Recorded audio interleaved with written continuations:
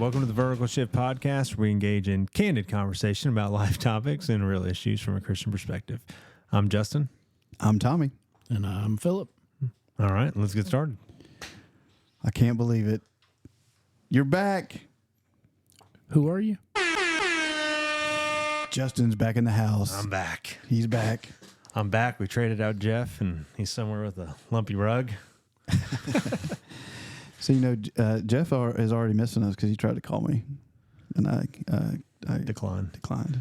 Yeah, you should. Yeah. Yeah. I didn't know who it was. I assumed it was Jeff. If you're not here, you can't be here.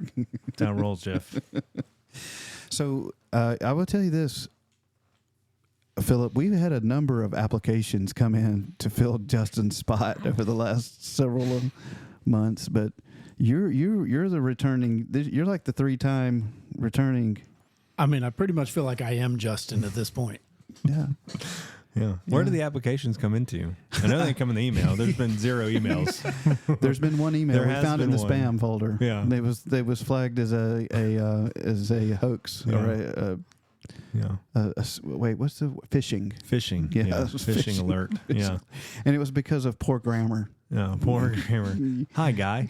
Yeah. We know you're out there, Amanda. No, we really appreciate the email. Yeah. We do. Hang on. Okay. You said the email. We only get one.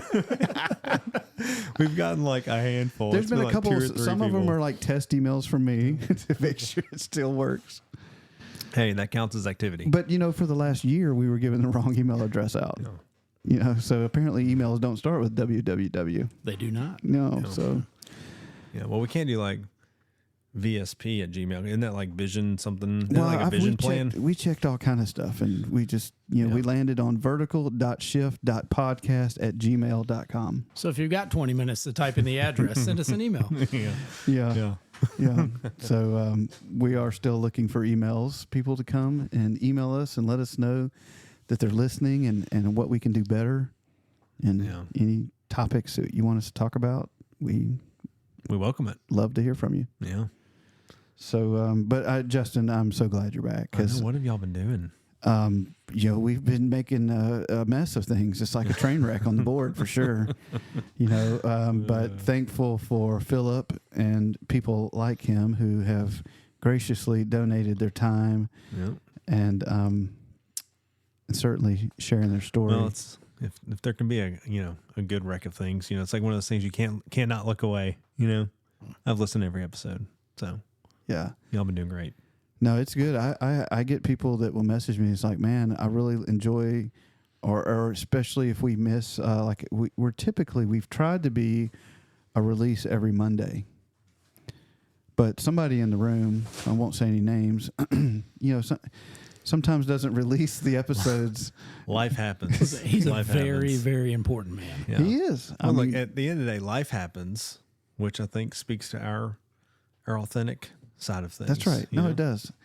But point is that people are listening, like they're waiting for these to drop. Yeah. And when they don't, I'll get a text message or I'll get an email or Teams message from work. People at my work listen. And it's fun though. It's fun to then when you run across somebody who you didn't think listened, and then they're like, "Hey, I heard your podcast. Oh, you listen. Oh, wow. Yeah. Okay." So I've gotten a lot of good feedback. Just interesting. Phillip, you have an interesting story. A lot of action. I mean, there's a lot of action. But the reality is, a lot of people can relate. Whether it's not just a direct reflection, the whole point is we're all in this journey to find our purpose and to find meaning and to understand how do we really fulfill these desires that we have. As a human, we're built with automatic desire for something, and we have to, as we go on this journey, to figure out that desire really can only be met through the relationship with God. That's how we get all of these stories, and then God uses those testimonies for His glory, obviously.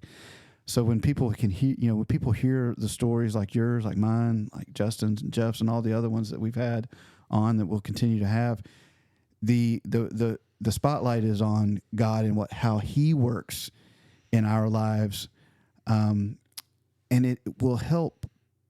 It helps people to realize they're not the only one, that there are other people who have struggled and struggle with things, and sometimes it's different. They struggle with different things, but it's all rooted in the same. We're once separated from God, and we're longing for some connection to something, and once we have to figure out that, hey, that connection is to God, it's that journey to find that place. And I think that's such an important part is when we share, we kind of take ourselves out of the darkness, and that's where the enemy wins, is in the darkness. When we keep it to ourselves and we hide in ourselves and we kind of seclude ourselves from other people, that's where he wins.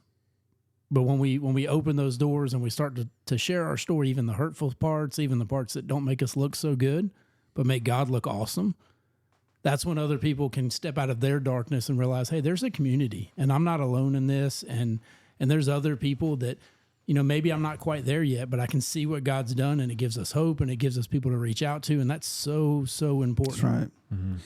That's right. And God or Satan will use that, just that whole lie that, you should be ashamed that you're this way, or, embarrassed, or, that was a lot of my story, was having to, really come to a crisis point of, hey, I have said a lot of things that would make some people think that I'm a believer.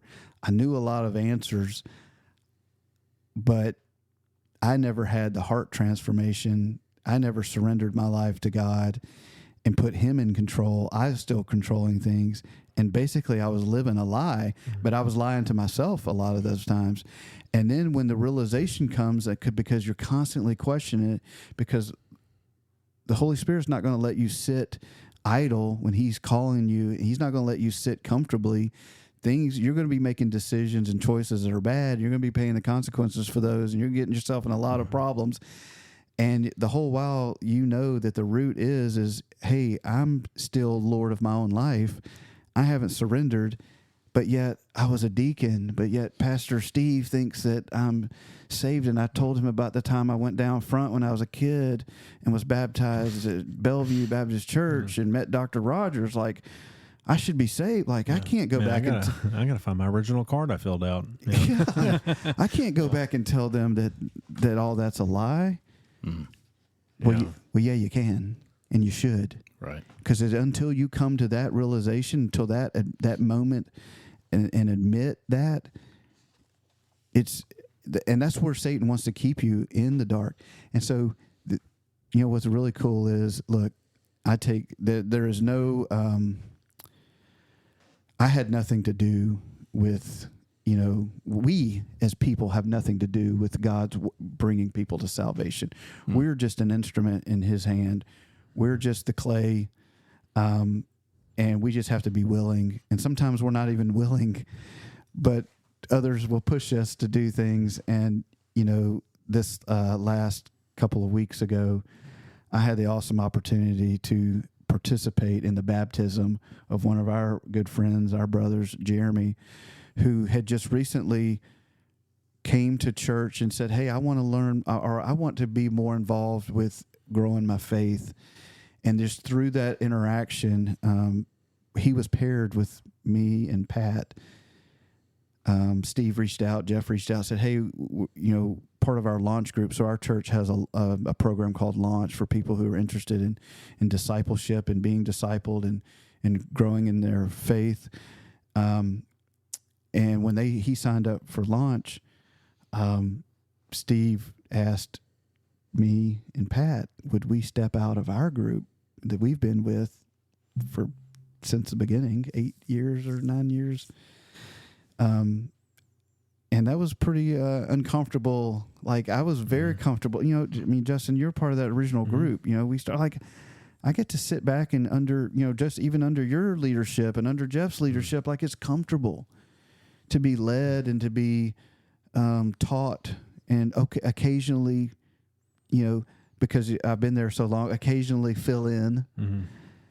But now to be responsible, like for leading a couple other men in their journey, I didn't want to do it. And I was very nervous. Like, I was just like, I'm not ready. And he was like, dude, you're ready. And, and so just stepping out in faith, and, it's not under my strength or my knowledge, but the Lord really provides that wisdom. But anyway, through that interaction with Jeremy, our stories collide. He doesn't know anything about this podcast until we meet. And then one of the other guys says, oh, he has a podcast. Like, you have a podcast? Yeah.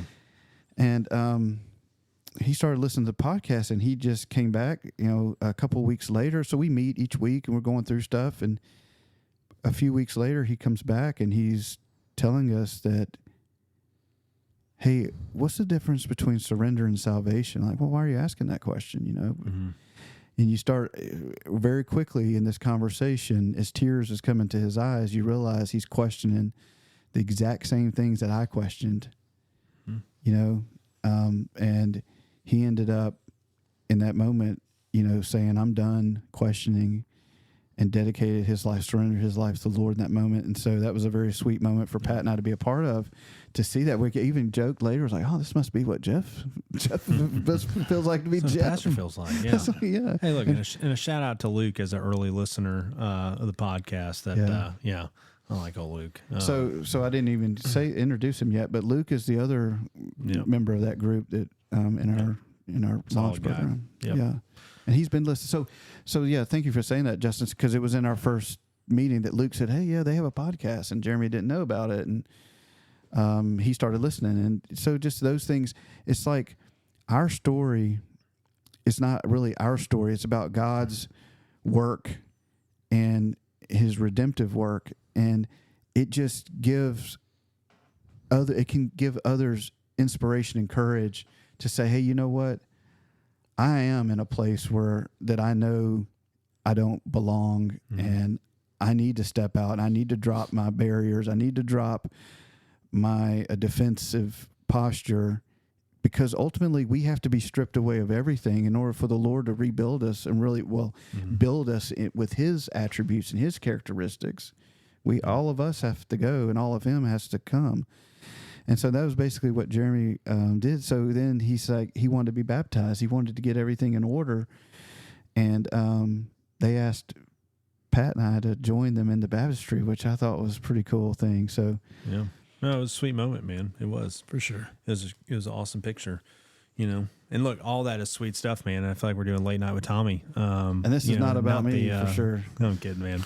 Yeah. People don't come here to listen. But I mean, to me. where it ties in, though, is like everything you mentioned to this point, kind of bringing Phillip back for part 3 is like kind of, I think you mentioned kind of that call to call to ministry, right? Whether it's call to salvation or that kind of little bit of a higher calling, if we go biblically, like that call to ministry, pastoring, shepherding, leading, it kind of comes full circle where we kind of look at it and go, man, given what you've shared up to this point, like, how did you get to that point where, like, man, this is what Phillip, you feeling called, led to do, So before he goes into that, we're going to recap just a little bit, because it's been a little while.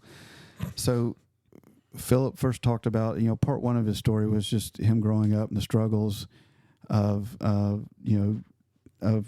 battling demons and things, devices and addictions and things like that, to then finding and coming to the Lord in a very, powerful way of being in jail, incarcerated, and just at that moment you give up. Like, there's nothing left. You have to say, in that moment, that's kind of what I'm talking about. It's like, hey, there's nothing left. Mm-hmm. Yeah. No, I may have said, I don't even know if I said it before, but I always wish I had that story where I could say, man, I came to Christ because I just was so overwhelming in love with him. The truth is, there was literally just nothing left. Nothing else. There was nothing else. And the picture, though, the whole time he's standing, here I am, come to me. That's how he is with us.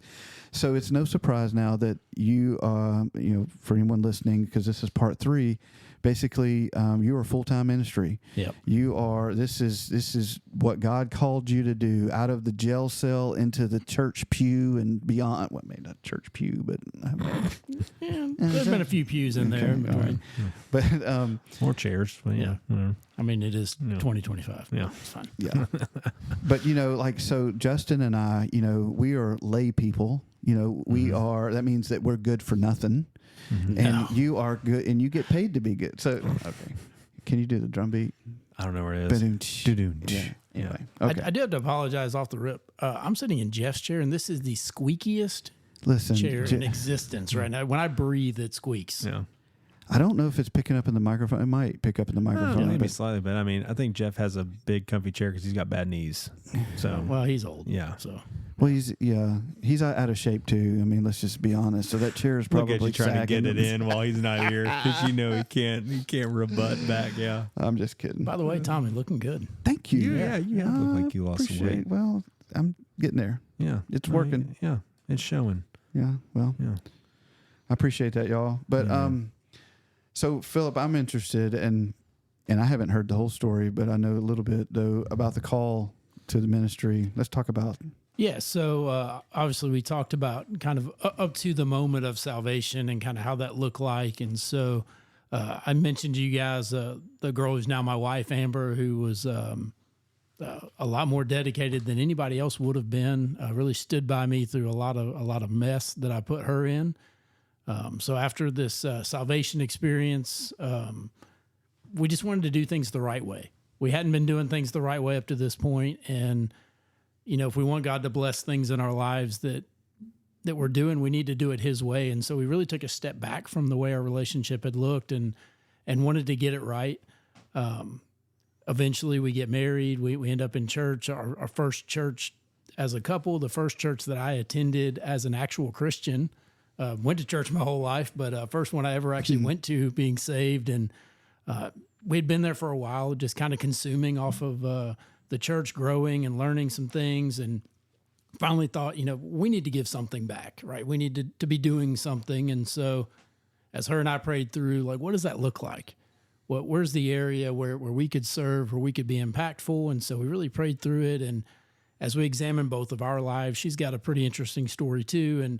And we thought, man, that middle school, high school age, that was really where like things just kind of started to go crazy for both of us in very different ways. But so we really wanted to step into those moments for other people and kind of be that voice that we could have used. And not saying other people didn't step into those moments in our lives. Maybe we just weren't listening, but really just step into those areas of people's lives. And so we just started volunteering, had no idea what that meant at all. Well, it means you don't get paid. Yeah, it does mean you don't get paid.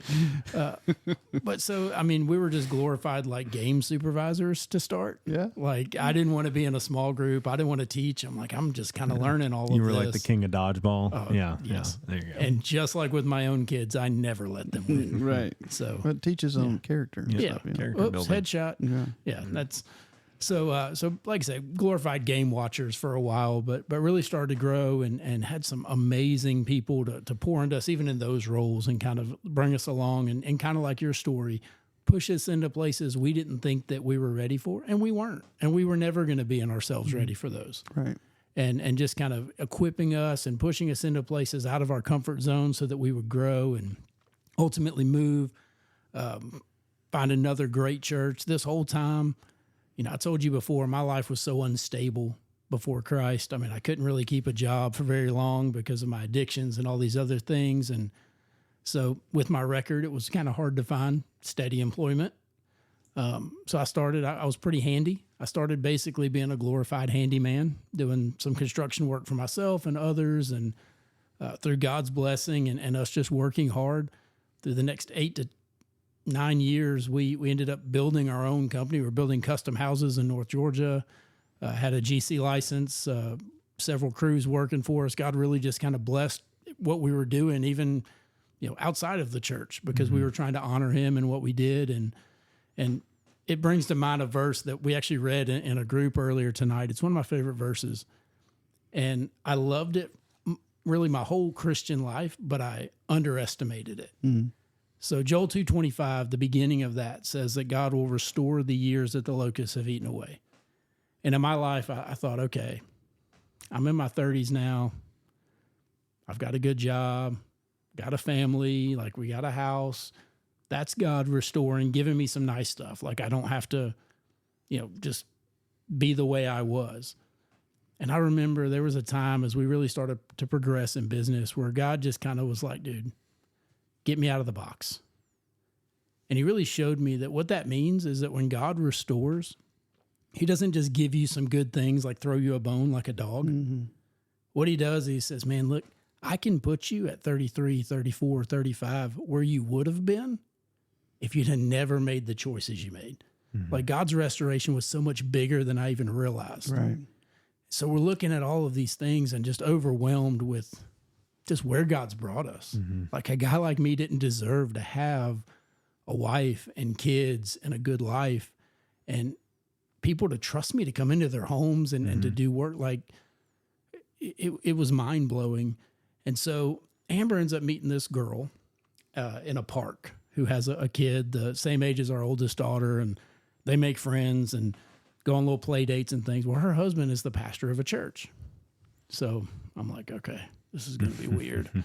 So we do some things and we hang out together and with the families. And it just so happens this church has a Bible college connected to it.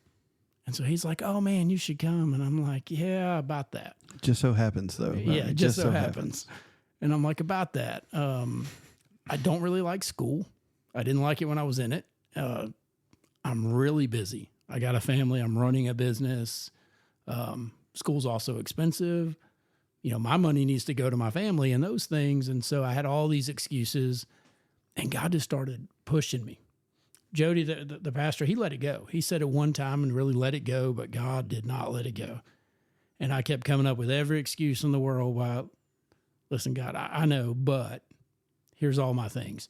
And everything I'd come up with, God's like, all right, listen, I'm just going to solve that problem for you. And he would solve it. And so I'd come up with another excuse and another one. And finally it got to the point where I ran out of excuses. So I said, all right, I'll go. No idea why. So I started going to school. I loved it.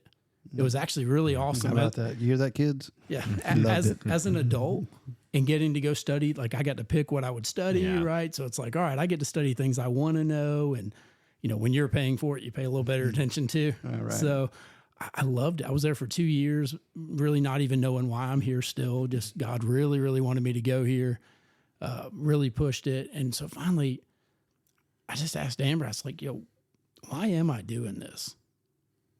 She's like, I don't know. God told you to. And she's so much more holy than me. For her, that was enough. For me, I was like, I just want to know why. Mm-hmm. So, hey, real quick. Are you like the oldest one in class, like in the school? Actually, no. I was the second about oldest? Average. No, there was say Bible colleges. You can imagine there's probably all different types. That's probably true. But you're in your. I'm just trying to get at. You're in mid 30s about this time. I'm early 30s. Okay. Yeah, early 30s. So I'm here, and she's like, well, God told you to. That's why. And I'm like, yeah, but why? Yeah. And so I was like, well, I'm going to ask. And I started praying. And yeah. You know what happens when you ask? Yeah, he tells you. But he didn't. And that was the thing. So I'm praying, and he's like, just radio silence on that issue. So I was like, all right, I'm going to be super ambitious. I've never fasted in my life to this point. So I'm like, all right, what's a good fast? I start reading in the Bible. Oh, the Daniel fast is a good one. Let's do it for 40 days. Oh, man. Pretty ambitious. Go big, go home. Yeah. I lost a lot of weight. So Daniel fast basically means raw fruits and vegetables, just water, nothing else. You can have no preservatives, no wheat, no meat, no oil, nothing but just raw fruits and vegetables and water. So I was like, all right, 40 celery days. And apples? I mean, yeah, a lot of that stuff. Bananas? I mean, you can't even have canned vegetables. Like it's bad. Yeah. So I'm doing this for 40 days, and I had different things I'm praying through, like it's 6 weeks. So each week I had a big topic I'm going to pray through. But overall, it was, all right, God, why am I here? Like, why was this such a big deal? So we get through 6 weeks, and he still isn't answering me. And so I was just like, all right, God, well, I'm just going to keep eating like this until you tell me. And so day 42, basically went on like the starvation, like what do you call that? Like a protest. Yeah. I mean, say. you should know in jail they do it. Yeah. So I never did that. I mean, the food was pretty bad. I didn't eat. No, a lot, I know, but people do I could that. see that too. Like, all right, Lord, you're not answering me. I'm gonna keep not eating till you tell me. And it's like what Jacob with the bad hip, or he wrestled, right? Yeah, it wasn't letting go, right? You're like, not letting go, not letting go. Yeah, so I'm like, all right, I'm going to keep doing this. And so day 42, 43, 44, 45.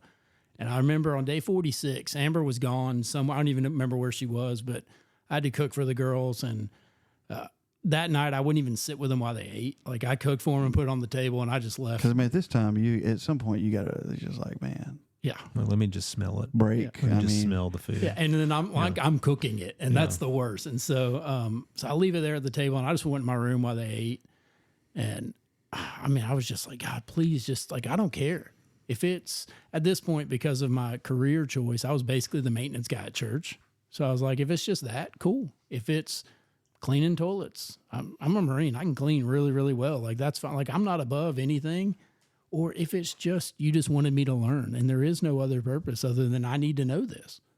Like, just tell me something. I don't care, whatever it is. Just tell me. And then he told me. And I remember I thought I would be so relieved, and it was the opposite.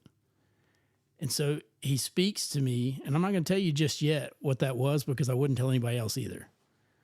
And I remember I just felt so insecure. And I was like, God, you can't be wrong, but maybe you like called the wrong number. Like, I don't, this, like, you don't know me, I guess, if you're thinking this, because it's not about my past. Like, you know what I was thinking about this morning? Like today, like, I'm not that guy. And so I was just kind of more upset, I guess, which is weird. And so Amber comes home, and we had a deal. Whenever we broke the fast, we were going to go to our favorite restaurant. And so I said, all right, we can go this weekend. It's like Sizzler. It's a place called Fishtails. Okay. in Gainesville, Georgia. All right. Yeah. Shout out to Fishtails. Yeah, on the marina. Really nice. Sounds good. They got some kind of guava butter bread. That's the favorite. Let's move on because I don't eat a lot now because I'm trying to go my own journey here. Definitely not guava butter bread. No, man, that sounds good. So I said, all right, look, we're going to go this weekend. I'm done. So she's like, oh, good, man. So you got your answer? I was like, yes. And she's like, what was it? And I said, I'm not telling you. She just looks at me like I'm crazy. And I was like, because if you vocalize it, then it's real. Yeah. And so I wouldn't tell her. Well, the next day, my mentor, he's a pastor, and his name's Wright. Humble. No way. Like, perfect pastor name. Are you kidding me? I swear that's his name. We're going to fact check that. All right. Yep. So he calls me at work, and he's like, so I talked to Amber, and she told me that you got your answer. And I was like, yeah, but before you ask, I'm not telling you either. And he's like, dude, come on. And so we talked for like an hour, and finally I was like, all right, dude, I'll tell you. But I'm embarrassed. And he said, why are you embarrassed? I was like, I'm embarrassed for God. Like, he can do better. And he says, well, before you tell me, I want to tell you something, and you just need to not talk and listen, which is not easy for me.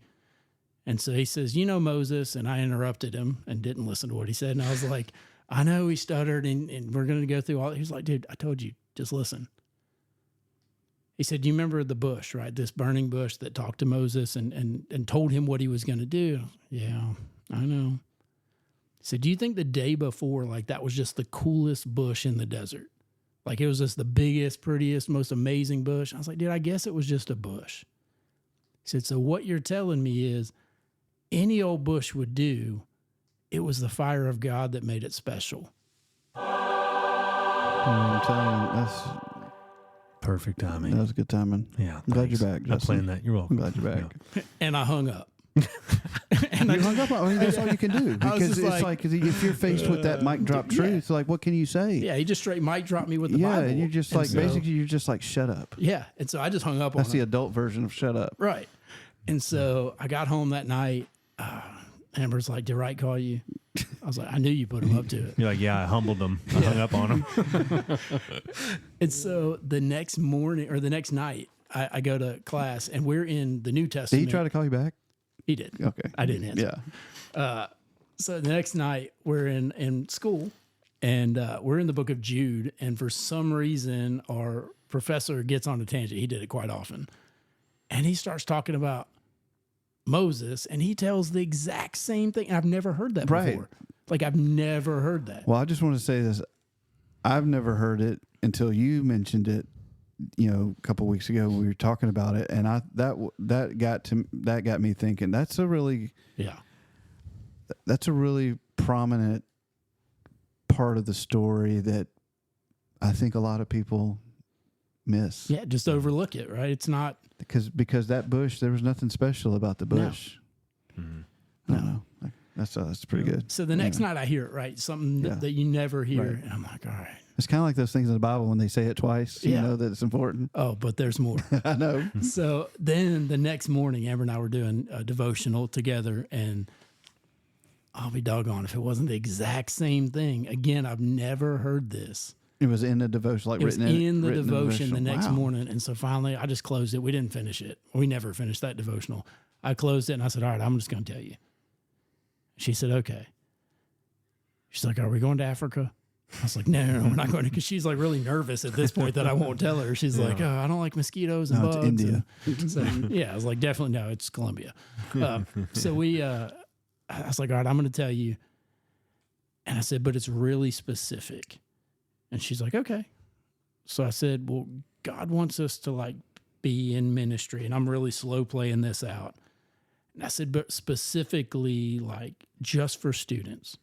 And she laughs like not just like a little chuckle, like a weirdly odd, ominous laugh. Yeah. It was like really weird that it's not that funny, but she just starts like exploding and laughing. I'm like, what is wrong with you? And she said, yeah, I knew like 6 months ago because God told me, but I knew if I told you, you wouldn't listen to me and you'd act exactly how you just acted. Wow. And so I was just waiting for you to tell me. And so we ended up having this conversation and kind of walked through it. And it was so specific in the way that God spoke to me. Like I'm one of the few that this is not a pathway to a pulpit. I do not want to be a senior pastor. I'll never say what I'll never do. But I have no desire. Right. Like this is it for us. And God was so clear about that. And he put such a passion in our heart for this age group. So we go and we're like, all right, we're going to do this. We don't know how to do this. So we go talk to our pastor and the youth pastor that we were working with. And we're like, all right, this is what God told us to do, but like, what do we do? And so they were awesome, man. They really start working with us and kind of bringing us behind the curtain a little bit and helping us out. And I was like, all right, I'm going to get a resume together and I'm going to get me a job. Like this, we're going. So I put the worst ministry resume ever because, I haven't done any ministry, nor had I finished school. And I go to the website everyone would go to. Wait. You got to start with www. But So we go to Google and I'm like, all right, where do I put in a job for a youth pastor? It literally was, and you could go find this, www.hireayouthpastor.com. Oh my goodness. That's an easier website than our email address. It really is. Wow. Yep. No dots in between all the Hire a youth pastor. Who would have thought? Yeah, who would have thought? Not many, because there weren't many on there. So I put the worst resume ever out on hireayouthpastor.com, and we wait. And we wait, and nothing happens. As you would expect when you put a resume on hireayouthpastor.com, nobody called.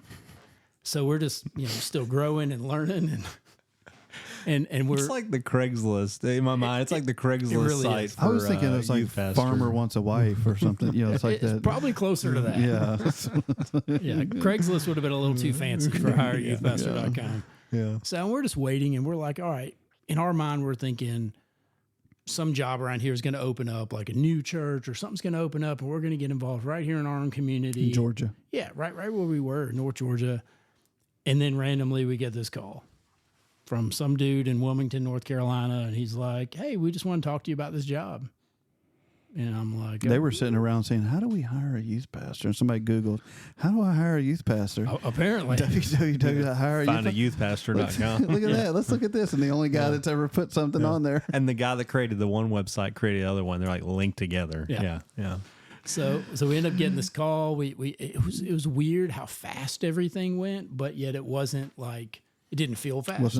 Rushed. Wasn't uncomfortable. No, it was in a matter of maybe 2 or 3 months, and we were like selling a house and moving, which wasn't in our plan at all. Shutting down a business, selling a house, moving within 3 months, but it was just the right thing. It didn't feel so rushed. I mean, the timing, just everything clicked exactly like it should. And so we go to our first church, and we have no idea what we're doing because, you know, the best thing we'd ever done was go to hireyouthpastor.com. So we had no idea. And then a year in, COVID hits. So we already didn't have a clue what we're doing, and now we're trying to figure out how to do it remotely different. or whatever. Yeah. So it's really just how all of this kind of works together, and then the skills that God taught us through that we were forced to learn. Right. I wasn't a super computer savvy guy. I mean, any more than an average guy my age was. God kind of, you know, forced us to learn things that he knew we were going to need later as we went forward. And so it was really cool how each step of the way, like he was just kind of putting these things in our path that, hey, you don't need this right now as much, but if you don't have this now, man, you're going to struggle later. So I'm going to go ahead and insert this in this moment. And really we've seen through ministry, like he has uniquely prepared us through good and some very, very, very difficult things for exactly where the next place or the next step was going to require us to have. And we saw that all the way through in Wilmington. We moved 3 years in. We recognized that, you know, hey, God was calling us back home to Georgia. And we had seen a lot of numerical success in Wilmington in a very urban type of place, very urban setting. We go to a very, very different type of place. We're at a very traditional church. They didn't quite have pews. In the balcony, they still did. So, pretty traditional. Choir robes? Yeah. Actually, they were baptizing in the robes still. Yeah, all right. So, we brought the T-shirts with us. Nice. Don't those robes get kind of heavy? I don't know. I've never worn one. I mean, it's kind of dangerous. And the waiters under them. Yeah. I mean, that's got to be a hazard. Anyway, I digress. Yeah. But just watching the way that God has worked on our hearts, on our marriage. Well, he was preparing, you know, you went to Wilmington for a reason. You got a lot of training and preparation for the next move. And then. Well, and the uniqueness of both places were, like, we learned more from the negative than even the positive. Yeah. And things that, had we not made the first stop, we would have never learned. Right. That's what I mean. Ever. Yeah. And even our last stop, like a whole different side of things that we needed. That's right. Like we had gotten from the numerical success that we saw, we had gotten like, okay, we're figuring this out. And God had to show us, no, you're not. It's not about you. Right. And he had to really step us back and bring us back to a place that says, no, it's not about you figuring it out. It's about you pursuing me. That's good. And let me do the work, because you're not saving anybody. Right. If you're counting on Phillip Nathan to save you, you're in trouble. Right. And so it was just the way that he used those different spots. And we wholeheartedly believe that both of those really were to uniquely prepare us for where we are now. Because as we prayed, I remember as we were leaving our last spot, I told my boss, I was like, hey, we really feel like God is telling us this. And he said, well, first of all, don't ever tell your senior pastor that you're thinking that. And I was like, well, it is what it is. And I said, I feel like that. I don't know where, but I feel like that he's saying it's time. And we, through our experience, we were so specific. Like even my mom was like, all right, dude, you got to calm down on how specific you're being. But we were like, God, this is our desire. Like we really desire these things, even to the community we wanted to raise our kids in, even those things. And the type of staff we wanted to be around that would help us to grow, that we could build those relationships with, the type of church, the people. And even Amber said, and this is the funniest thing because we weren't looking in Tennessee at all. And Amber randomly was like, I'd really like to live in Tennessee. I was like, all right, I guess we'll just pray for Tennessee on the list. And literally like a couple weeks later, I get this email from some dude in West Tennessee. It's like, hey, we saw your resume this time, not on hireyouthpastor.com. I was going to say, did we go on hireyouthpastor.com? No, we were on the Baptist boards this time. I was going to say, Philip's like the sole user on that site now still. Yeah, I exhausted everyone on there. All 2 churches, I worked at them. Yeah. So that's... Like, we got to keep this website up. There's one guy out there that's still using it. This guy, if he ever needs a job again. Yeah. That's awesome, man. That's wild. Well, I'm going to tell you this from a parent with a daughter in the age group that you were called to minister to. You and your family are an answer to prayer. And I'm not saying that in the sense of that who we had was wrong or not, but they're calling, they have a calling for something. And we love Connor to death, and he has a calling to go and start a church. And that he was, kind of the same thing as you were telling your pastor that you felt this, that there's something, you're being called somewhere, you don't know where yet. Right. He's had that conversation. Right. All of that's on purpose. When you start looking at these things and the way they intersect and interchange and the timing of all that, I mean, it's chills, because none of that's by accident. But I have a daughter who's in middle school, getting ready to go into high school. I pray for a leader to come to our church who is passionate, because look, I'll tell you this, I think that's the most important ministry there is, in my opinion. Well, I would agree. Yeah, I know. And but it's that age of authenticity, right? Where you go from mom and dad's faith to making a choice. It has to be your faith. That's right. And then just the impact that will have on the rest of their life and the generations that come from them. It is a huge pivotal part of their life. And so just to say that you and your family are an answer to prayer. Yeah. And I've already seen a difference in my daughter just coming on the nights that there's activities, whereas before she wouldn't or didn't want to, or it's just small things like that, and they'll start building on that. But I think too, to your point, right? It's because Connor has a calling, right, to do what you mentioned too, and then Connor in his own way also was learning a lot through COVID years and all that. Like that was just a weird time, and I'm sure you can attest to that, where you're like, man. And so coming out of COVID, that's none where you of us saw knew a lot what we were doing. Yeah, and then you saw a bunch of stuff opening up, like after COVID and all that stuff. So I would say I look back and go, man, like it was even gracious of the Lord to provide that season, and how Connor and his bride, handled that as well. And so it's like there's this weird blimp of a year there, right? And now you see coming out of it, where like there's all these other things set up where.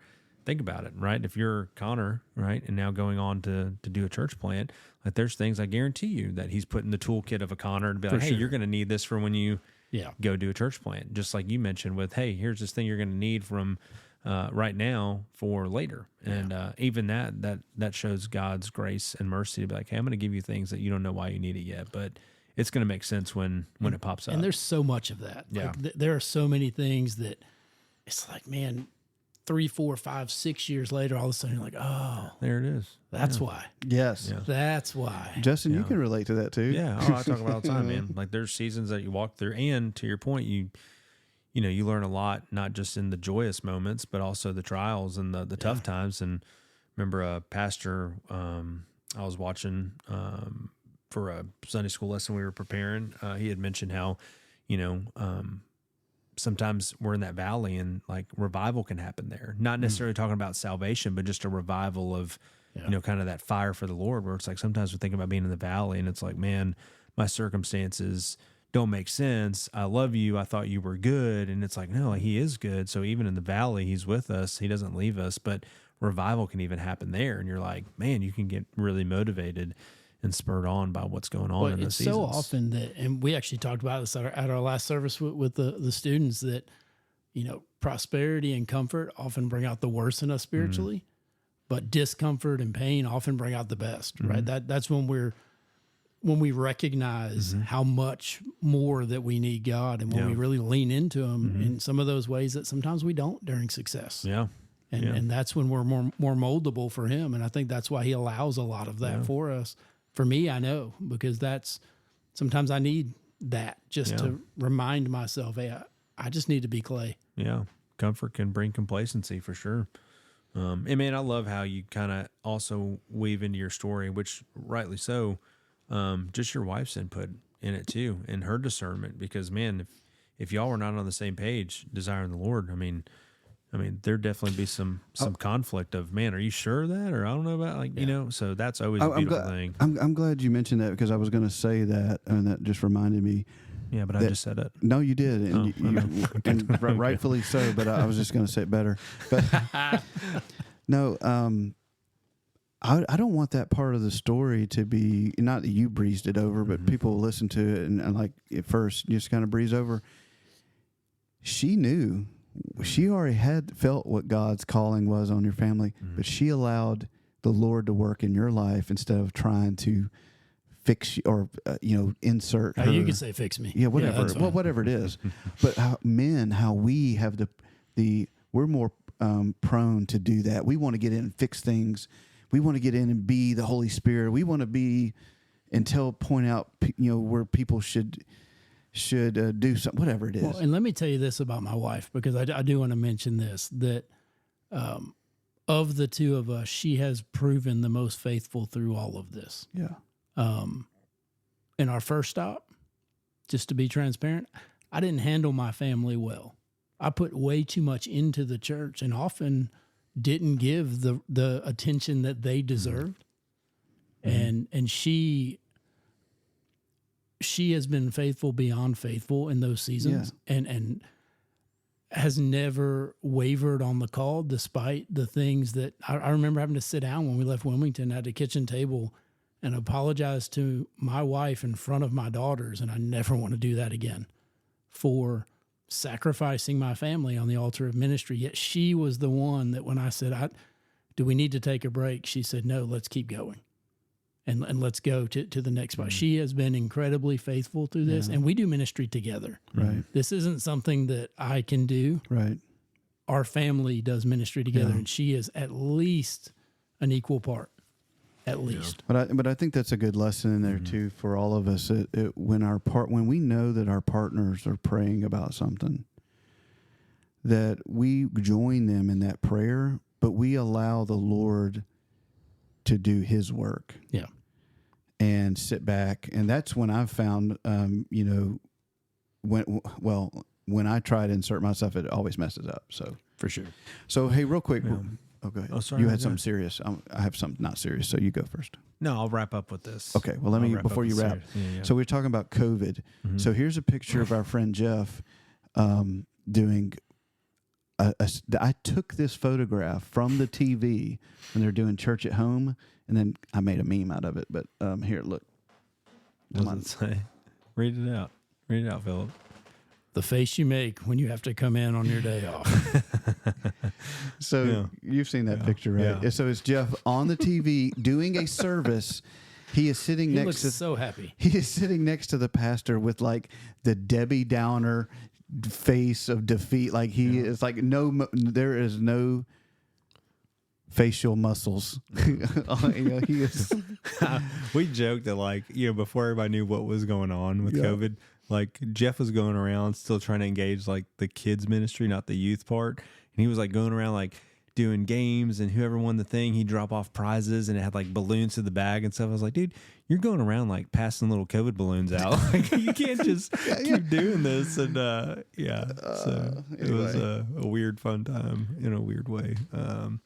No, I mean, I think Phillip, obviously not here for part 1, part 2, but listen in. I think what's really cool is a lot of it comes to mind, and something I read in a devotional today, and it was talking about, for those of you that don't know, there's the story of the woman at the well, and this lady meets Jesus, and she essentially, she thinks she's going to provide this literal drink of water. And I'm paraphrasing this from Alistair Begg's devotional, and then really finds out that she's discovered that not only is she encountering Christ, but like he's going to provide for her like living water that will essentially point to an eternity, right? Like life-changing stuff. Right. And so what I hear in your story, and also Amber's story, because it's y'all's story that the Lord is using you guys to do a work.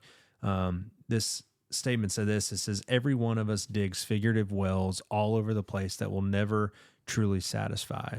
Jeremiah 2:13. It says, our careers, our marriages, our friendships, our families, our wealth, our next vacation, or whatever experiences give us that high, but they all leave us thirsty for more. We'll keep digging and drinking until we are confronted by our real need, that our sin needs to be cleansed and forgiven. Our desires need to be transformed, and our hearts need to be filled with Jesus. So, man, when I read that, and I knew we were doing this tonight, and obviously hearing part of your story, man, I see that in y'all's testimony towards the Lord, and that y'all have absolutely you've given up a job, right? A career, a business that you had, and letting the Lord work there and do all these things. And you're like, hey, like God's called us to do this thing. And so, man, it's a testimony how God is faithful. He's gracious. He's merciful. Yeah. And he's patient with us when we don't want to, we don't want to tell someone what we heard him say or, or immediately give in. But man, just seeing the joy in y'all's face and how y'all are with people, I think it's absolutely evident that y'all are doing exactly what the Lord has for y'all, and others will be blessed and encounter the Lord through it. So, man. And just like we learned about in the last part of Joel, the book, we're so thankful that he is so patient, and so long suffering and loving. So, well, hey, I think this is I think we're going to get a lot of people want to want Phillip to be on more often. We might have to get us a fourth microphone. I would say that, but we don't, Justin.